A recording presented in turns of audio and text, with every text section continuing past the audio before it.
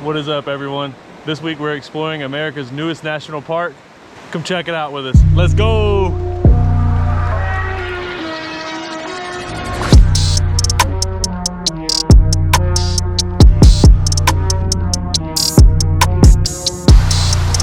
Oh, I got one.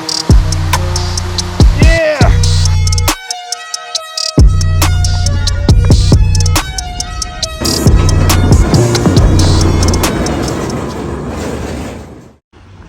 First national park of 2023. Right here? Hey.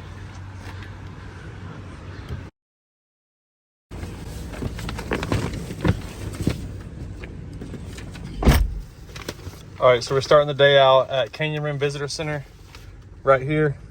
We're gonna be doing a road, the Fayette Station Road that goes down in the canyon and goes to the old bridge that people used to use before the big bridge was built. But first we're gonna be taking a little detour to an old coal mining town. It's Nettleburg. Where's it at? Nettleburg mine site. It's supposed to still have an old conveyor, coal conveyor. And once we check that out, we're gonna be going back up the road and then hopping on the Fayette Station Road, going down to the bottom of the gorge. Let's go, you ready, baby? Let's go.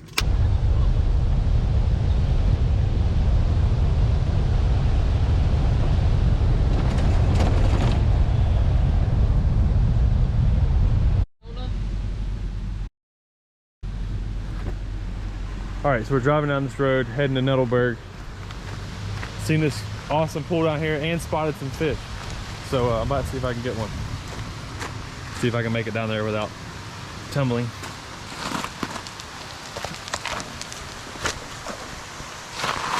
Man, this is like pristine right here. Wow, West Virginia got it going on.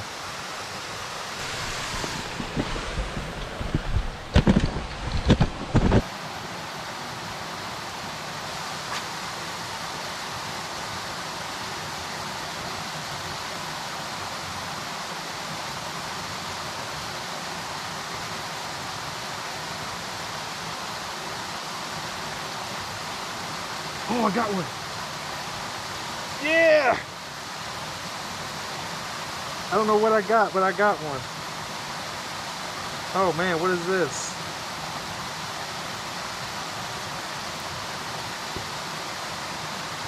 I don't even know what this is, but it's pretty. Very, very shiny.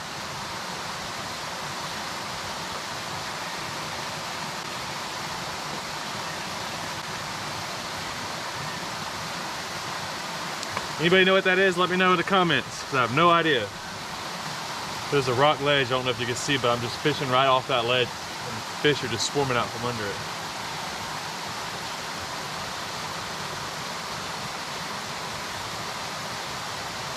Another one.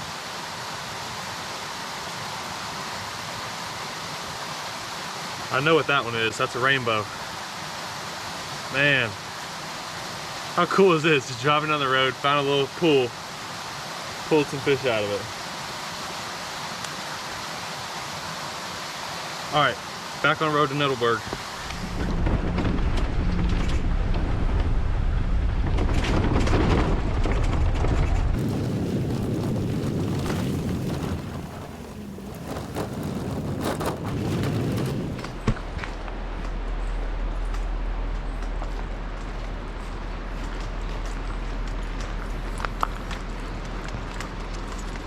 Crazy, it don't look all that old. So this is the old conveyor belt, the coal conveyor belt. Yep. Brought it down here to the train tracks for the railroad carts to haul off with it. The large structure that climbs the slope in front of you was a conveyor that carried coal from the mine entrance high up the gorge wall to the tipple behind you. It was an innovative and expensive device for moving coal downhill. At 1,380 feet long, it was one of the longest such conveyors ever built. What did it say about Henry Ford? He used to own this tipple and this conveyor belt. Really? But he couldn't afford to buy the railway, so he eventually sold it 8 years later. He owned the Fordson Coal Company. Never knew that. Thought he was a one-trick pony with the cars. Nope, he was buying the coal here to help supply his steel company. He was using it for his steel company, for building cars. That's awesome. Can't believe we get to go under here. I guarantee you there's people who get up in there.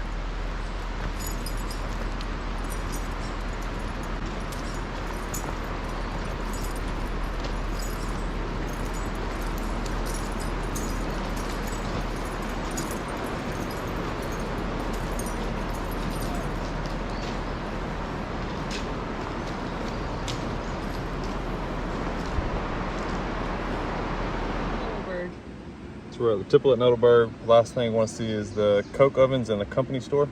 Yep, right here. This long, low masonry structure is a bank of coke ovens. It is the only structure that survives from Nettleburg's earliest days.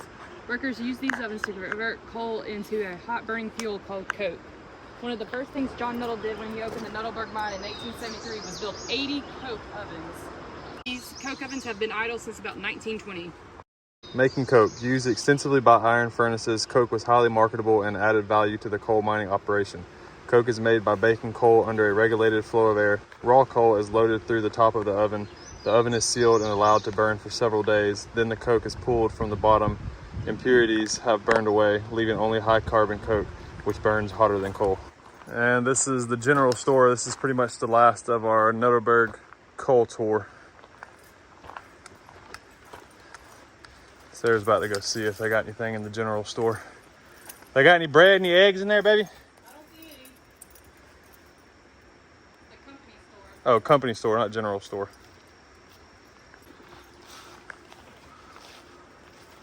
So now we're headed back to the truck and gonna be doing the road that leads you down into the gorge.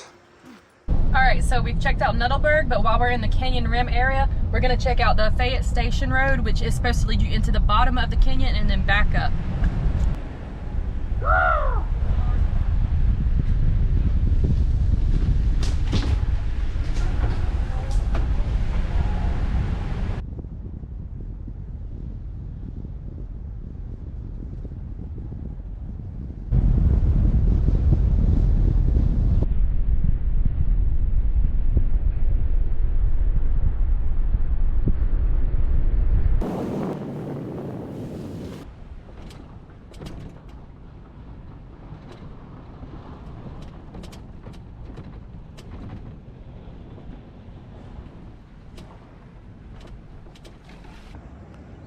All right, we have made it down to the bottom of the road. We are all the way down here by the river and all the way under the bridge where we started at this morning, which is the visitor center to the right of the bridge. Tunny Handsaker Bridge. This is where we crossed the new river at.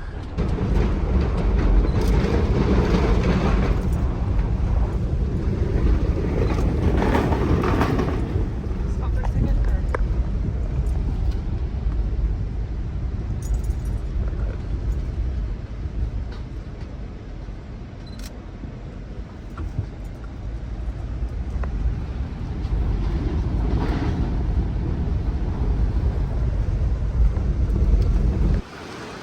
All right, y'all, we found a way to get even closer down to the river. There is the bridge we just drove across. And there's the big boy. All right, so we just finished the Fayette Station Road. Now we're gonna check out Long Point Trail while we're in the area. It's about 3 mile hike, 1.5 in and back, and it's only about 321 feet of elevation gain, but it's supposed to have the best view of the bridge.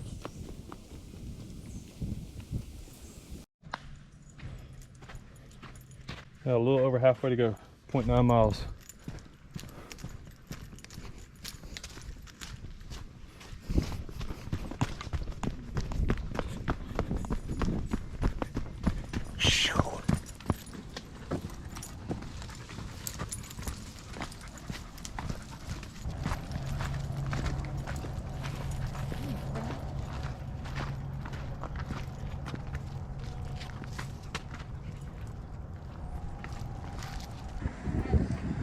Here it is, the biggest arch bridge in the Western Hemisphere.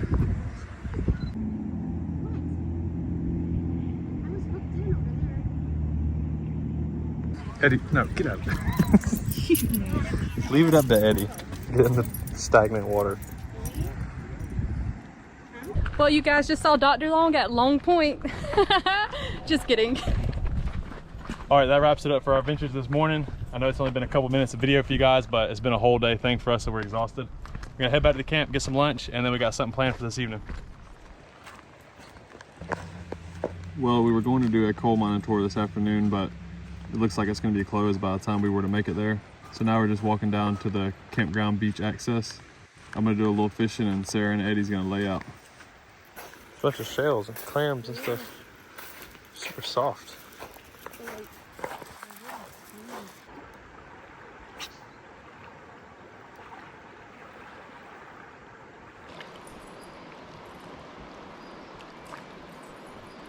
That's a big old bait.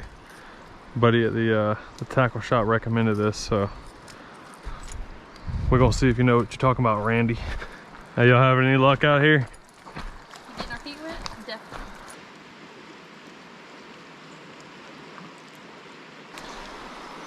Man, that's a bummer. It's a $10 lure. Lost my leader too.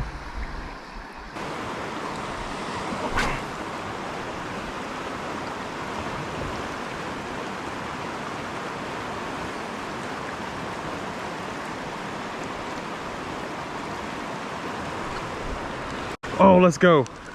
Come on.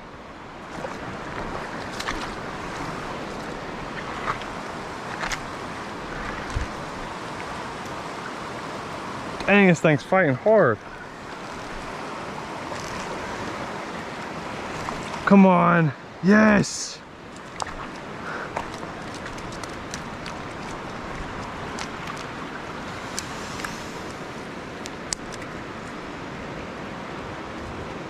Yes.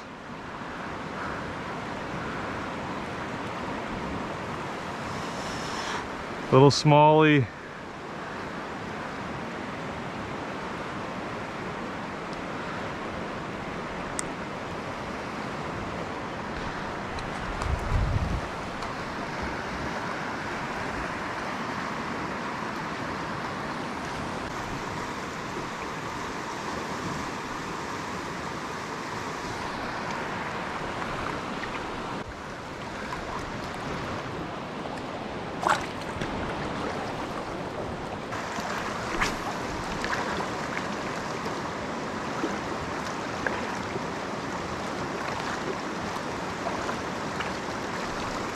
Another one, are you kidding me?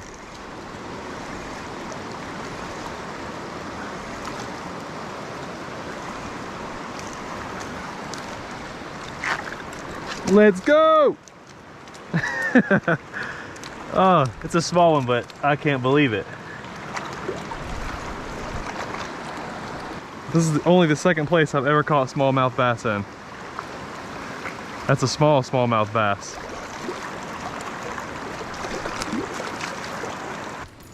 All right, you guys, we're heading back to camp and calling it a day. We are exhausted, but we're gonna get back at it, do some more stuff tomorrow. See y'all in the morning. Peace. Bye. Bye. Later. All right, you guys, this is our second day in the national park now. This morning we started out by going to, what's it called? Thurman. Oh, Thurman, another old historic coal mining town. This one was, they called it a ghost town, but it still had a couple of residents living in, like 5, I believe. And then we did an off-road trail that went along the river. The McKendree Trail. Yeah. There's a pretty cool rock wall. Figured I'd stop and check out. This thing's massive. And then now we are at the Expedition Coal Mine, getting ready to take a tour of some old coal mines. You ready, baby? Yep, let's get it.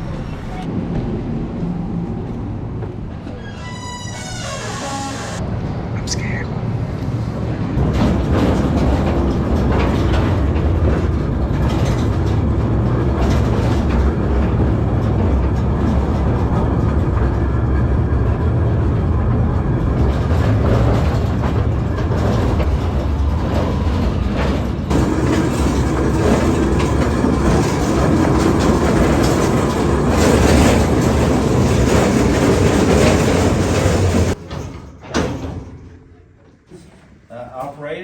by a Phillips family here in Beckley. They sold the coal for their own purposes, for heating homes and cooking with, and it never was a company operated, it was all family. And the seam of coal they mined is that little black seam you see underneath the rock there. And it does, and it makes it shine better. And you can move around pretty good with this one. The other one would blow out. This one, you see that gas is pushing out that little hole, so it'll keep burning for a long time, about 4 or 5 hours. And when it goes out, it looks a little something like this. Everybody ready? 1, 2, 3. When the lights go out, they go out. So we use a light at this little pitch here.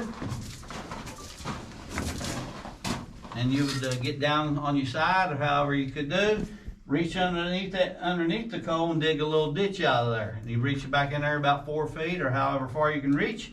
That's called an undercut. That let the coal fall straight down when you shot it. And then you drilled your holes with the auger, with the breast auger we call it, making the holes for the dynamite. You loaded it up, put your little fuses in there, and before you shot, you had to warn everybody you was getting ready to put off a shot. Anybody tell me what they will holler out? Fire in the hole. Fire in the hole 3 times. And that warned everybody you was getting ready to put off a shot. And when you hollered that out, everybody automatically covered their ears just like that. And here's one of the first modes of transportation. Anybody ever rode something like that? A scooter? Now the coal miners called them kickboards. Everybody thinks a scooter is a new fad, but they've been around a long time.